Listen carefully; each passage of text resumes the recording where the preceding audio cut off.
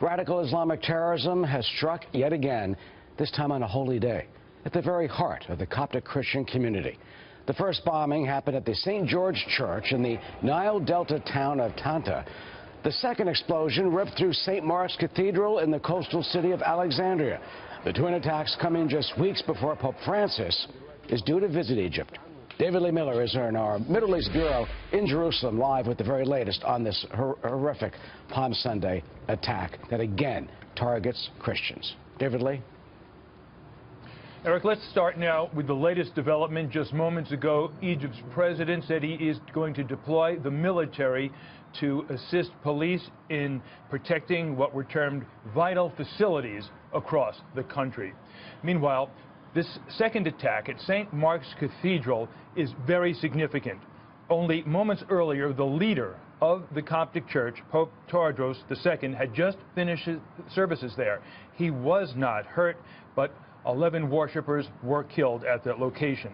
Egypt's interior minister says a suicide bomber tried to enter the cathedral, but he was stopped by police, 3 of whom are now among the dead. And surveillance camera video now apparently shows the suicide bomber trying to enter the cathedral. He's directed towards a metal detector, and at that point, his device was detonated. This cathedral, considered sacred, it serves as the historical seat for the Coptic Pope. And earlier, as you mentioned, at least 26 worshippers were killed during a packed church service in the Nile Delta town of Tanta. A woman who lived across the street said the powerful blast shook her building. She described church deacons with blood-stained white robes running from the scene. She said more seriously injured were rushed in private cars to a nearby hospital.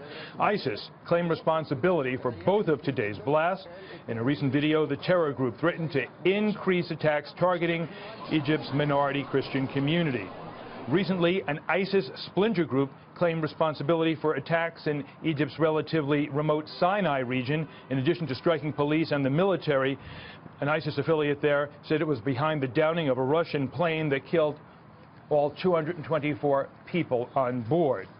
And Egypt's president, Abdel Fattah el-Sisi, in an interview last week with our very own Bret Baier, says there's been great progress in fighting ISIS-linked terror groups in the Sinai, adding, though, it takes time. And underscoring that point, Eric, one of the 2 churches that were attacked today was under attack as recent as last March.